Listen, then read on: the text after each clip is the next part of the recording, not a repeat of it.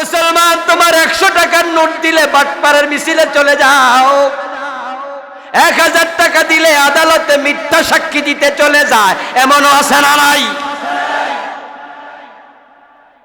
তুমি 100 টাকার কাছে 1000 টাকার কাছে ঈমান বেচো, আর বেলাল গলায় রশি ঈমান বেচে না।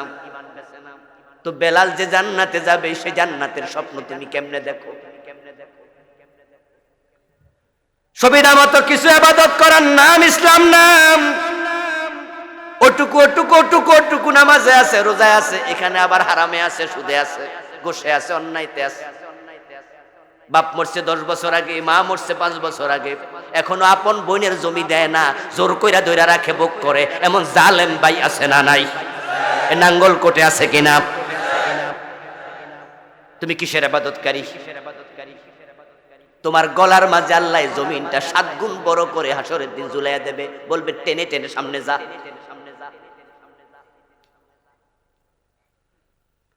এজন্য যারা আল্লাহর ইবাদত করতে রাজি হলেন, জীবনের বটম থেকে টপ, পাকঘর থেকে সংসদ ভবন, ব্যক্তি জীবন থেকে আন্তর্জাতিক বলয় পর্যন্ত, আমি আছি যেখানে ইবাদত সেখানে।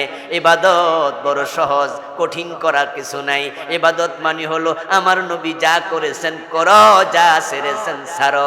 রাসূলের মতো ঘুমাইবা, ঘুমটাও ইবাদত হয়ে যাবে। রাসূলের মতো খাবেন ডান হাত দিয়া, বিসমিল্লাহ বলে খাইয়া আলহামদুলিল্লাহ পড়বেন, হালাল খাবার খাবেন, প্রতি লোকমায় পেট ভরবে, প্রতি লোকমায় 10টা নেকি হবে। সুবহানাল্লাহ। এই যে বউকে খাওয়ান, পোলা মাইয়ারে খাওয়ান, প্রিয় নবী বলছে হাত্তাল লুকমাতাল্লাতী তাজআলু ফি ইমরাতিক। আমরা তো মনে করি ভিক্ষুক টাকা চাইলো, তারা 10 টাকা দিলাম, 100 টাকা দিলাম, এটা সদকা, এটা সওয়াব। রাসূল বলে তুমি ইবাদত বুঝো নাই। আমি রাসূল তো আমার বউরে খাওয়াইছি, আমার মাইয়ারে খাওয়াইছি, ভিক্ষাও দিছি। তো আমি রাসূল ভিক্ষা দিলে এটা যদি ইবাদত হয়, আমি যে বউরে খাওয়াইছি তুমি খাওয়াইলে এটা বুঝি ইবাদত হবে না। বরং বউয়ের মুখে যে লোকমা তুলে দিয়েছ, এটাও আল্লাহ ইবাদতের সওয়াব দিয়ে দিয়েছে, এটাও সাদাকা।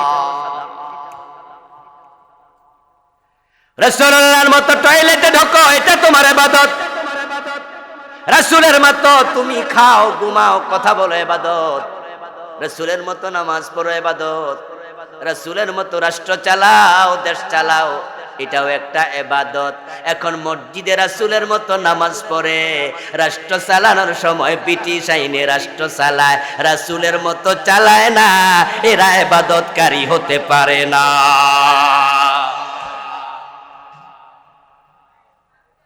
এই জন্য আপনার পুরা জীবন ইবাদত হবে। এই চিন্তা নিয়ে যারা জীবন চালাবে, চালাইতে চালাইতে মরে যাবে, তারাই কিয়ামতের দিন ইবাদতকারী বান্দার কাতারে দাঁড়াবে। হযরত ওমর রাদিয়াল্লাহু তাআলা আনহু অর্ধ দুনিয়ার প্রেসিডেন্ট ছিলেন। কবি নজরুল চমৎকার ভাবে বলেছেন, অর্ধ পৃথিবী করেছো শাসন, ধুলারে তখ্তে বসে, খেজুর পাতার প্রাসাদ তোমার বারে বারে গেছে খসে। রাষ্ট্রের নাম আরব রাষ্ট্র, মদিনা তার রাজধানী, সীমান্ত অর্ধ দুনিয়া ব্যাপী, পারস্য ইসলামী রাষ্ট্র, রোম সাম্রাজ্য, আজকের ইতালি। হযরত ওমরের সময় সৌদি আরবের অংশ ছিল, আরব রাষ্ট্রের অংশ ছিল, মদিনা তার রাজধানী ছিল। অর্ধ পৃথিবী ওমর যখন চালাইছে, যারা বুঝেন তারা একটু জবাব দিয়েন, হযরত ওমর নিজের মন মতো আইন বানাইছে না আল্লাহর কোরআন মতো চালাইছে? তো সে আল্লাহর কোরআনটা আমাদের দেশে আছে না নাই? তো আমরা কোন কারণে ব্রিটিশের আইনে চালাই আমার বুঝেই আসে না। আচ্ছা, মানুষের বানানো আইনে শান্তি না আল্লাহর আইনে শান্তি? তো আল্লাহর আইনের কিতাব তো আছে আমাদের কাছে, আছে। আমার এক ভাগিনা বক্তা, জ্যাঠাতো বোনের ছেলে, গতকালকে কলকাতায় ওয়াজ করতে গেছে। তো ওখানে যাই আমারে কল দিস, বাড়ি আমাদের মুর্শিদাবাদ। মুর্শিদাবাদ চিনেন নি? কল দিয়া কয়, মামা আমি তো কলকাতায় আছি, মুর্শিদাবাদ যাচ্ছি, প্রাইভেট কারে আছি, 2 দিন 3 দিন থাকবো। আমি 2টা 3টা নসিহা দিলাম, বাগিনা ভারতে ওয়াজ করতে গেছো, রাজনৈতিক কোনো ওয়াজ করবা না, হিন্দু ধর্মের বিরুদ্ধে যায় এমন কোনো কথা বলবা না, বরং ভারতের মানুষকে শুধুমাত্র নামাজ, রোজা, হজ, যাকাত, হালাল হারাম, একজন মুত্তাকির জীবনের নমুনা কি হয় এই ওয়াজগুলা করবা। কারণ সে দেশে মুসলমান আছে 15%, তো রাজনীতির ওয়াজ করে লাভটা কি হবে? দেশে যদি ইসলাম কায়েম করতে হয় মানুষ তো 15% দিয়া সম্ভব না, তো বরং পরিবেশ উত্তেজিত হবে। আর বাংলাদেশের লোক আইসা আমাদের দেশে রাজনৈতিক পরিবেশ উত্তপ্ত করছে, এই কারণে তোমার বিরুদ্ধে মামলাও তারা দিতে।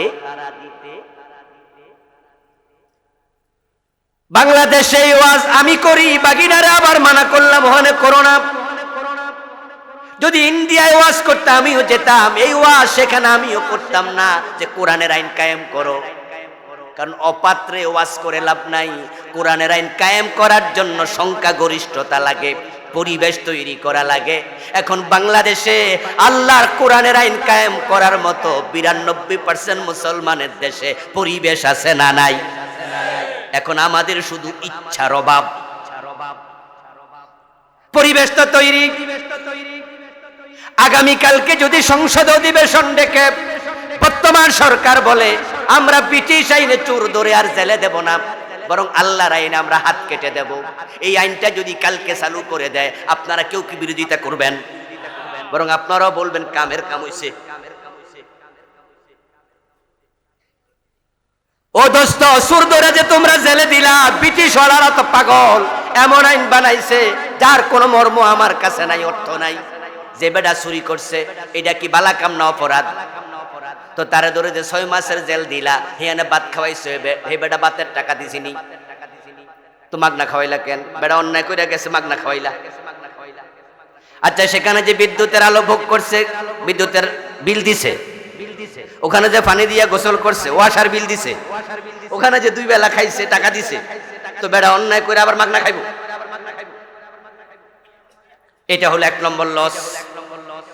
2 নাম্বার লস হলো ছাগল চোর, গরু চোর যখন জেলে ঢোকে, ওখানে বড় বড় দাগি আসামির সাথে থাকে, ব্যাংক ডাকাত, গাড়ি ডাকাত, ওদের সাথে থাইকা ওই ছাগল চোর ডাকাত হইয়া যায়। সৎসঙ্গে স্বর্গবাস, অসৎ সঙ্গে সর্বনাশ। নাঙ্গলকোট এলাকায় চোর ধরছেন, ছাগল চুরি করে, গরু চুরি করে, দুইটা চেয়ারম্যান সাহেবকে ডাইকা না দিলেন যে চেয়ারম্যান সাহেব এতের জ্বালায় অস্থির। উনি ওসি সাহেবরে ফোন দিয়া কইল, ওসি সাহেব এতের একটু জেলে দিয়া দেন তো। ওসি সাহেব এমন মামলা দিল, কোনো খালাস মালাস পাইল না, ডাইরেক্ট জেল, 6 মাসের জেল। ওই ছাগল চোর গরু চোর ঢুকলো জেলখানায়, গিয়ে দেখে ডোরা কাটা, জামা গায়ে দেয়া, যাবজ্জীবন কারাদণ্ড প্রাপ্ত, 14 বছর 20 বছরের সাজাপ্রাপ্ত কিছু আসামি, ওরা হলো ওদের লিডার। যারা জেলে গেছেন তারা জানেন, যারা হাজতি তারা কিন্তু লিডার না, যারা কয়েদি তারা হয় কি, ওরা হলো নেতা। 20 বছর আমি এনে থাকি, তুই বেটা কালকে আইছো, তোর কথা কি আমারটা আলাদা একটা ভাব। এখন ওই কয়েদিরা এবার জিগায়, কিরে নতুন আমদানি, তোর তো আর দেখি নাই, কবে আসছো? স্যার গতকাল। কি অপরাধ, মামলা কি? শরমে কয় না ছাগল চুরি। ইগো আছে তো, এটা কেমনে ধমক খায়া পরে কইতে বাধ্য হয়, এই ক আমার সিনস। তখন কয় স্যার ছাগল চুরি করছিলাম। ফাজি কোথাকার, তোদের কারণে জেলখানার বদনামি, জেলে যেহেতু আইবি কিছু কইরাই। ও বেটা আশ্চর্য হয়ে জিগায়, বস সামনে তাইলে কি করছেন? কপাল খারাপ রে, ব্যাংক ডাকাতি করতে গিয়া ধরা খাইছি, না হয়তো এক রাইতে কোটিপতি।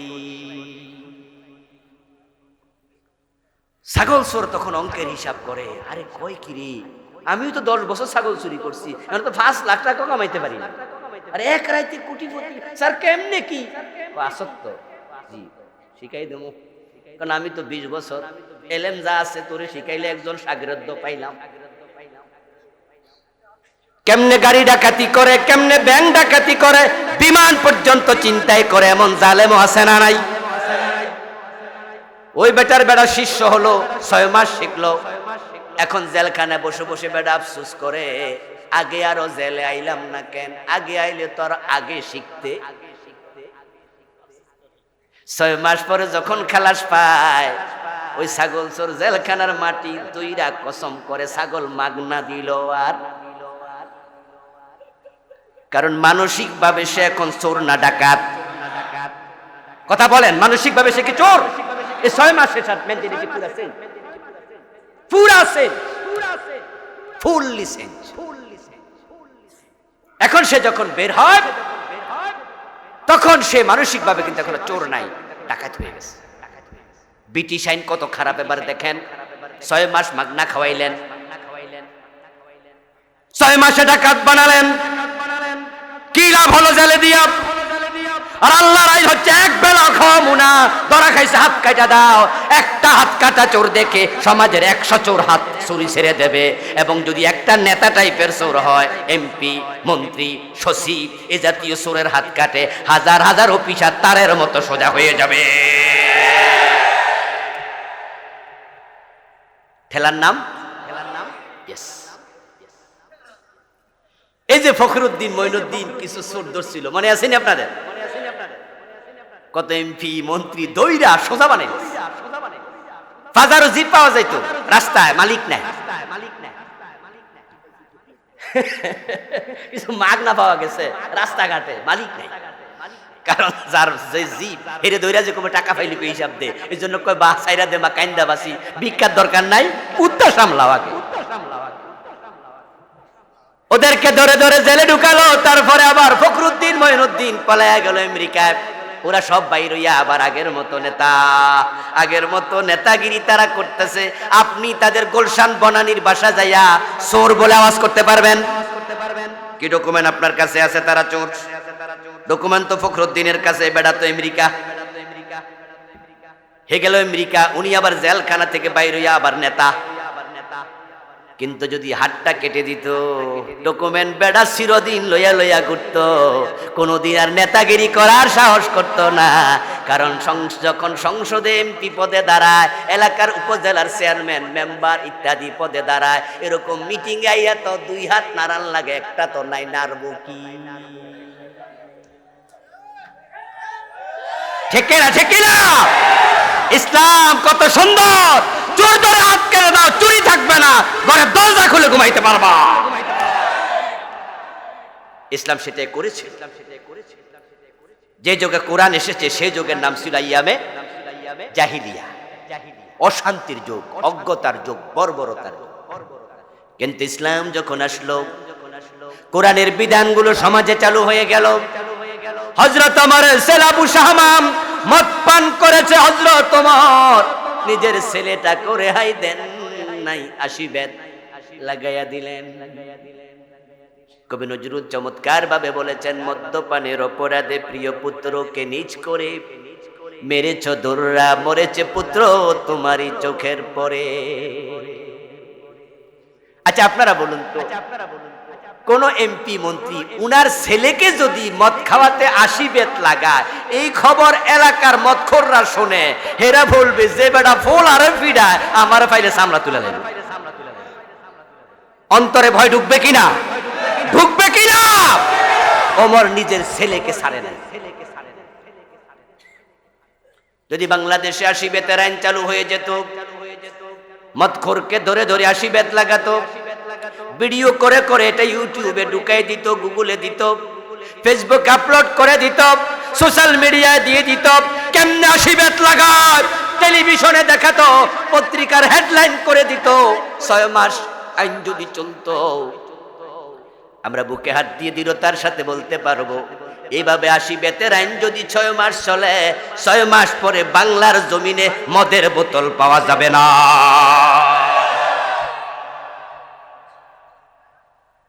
শুধুমাত্র মাদক মুক্ত সমাজ হবে না, ডাকাতি চুরি মুক্ত সমাজই হবে না, সমৃদ্ধ সমাজ হবে। কারণ দেশের সম্পদ যদি আমাদের নেতারা নিজেরা চুরি না করে, আমাদের অফিসারেরা বাজেটের অর্ধেক পকেটে না ভরে 80% কাজে লাগাতো, 20% অন্য খরচ দিত, রাস্তা একটা বানাইলে 20 বছর যাইতো, ঠিক কি না? দেশের টাকা চুরি করে কানাডায় না পাঠাতো, ঠিকই এটা সোনার বাংলা হয়ে যেত। আহার ইসলাম, আহার ইসলাম, আহার ইসলাম।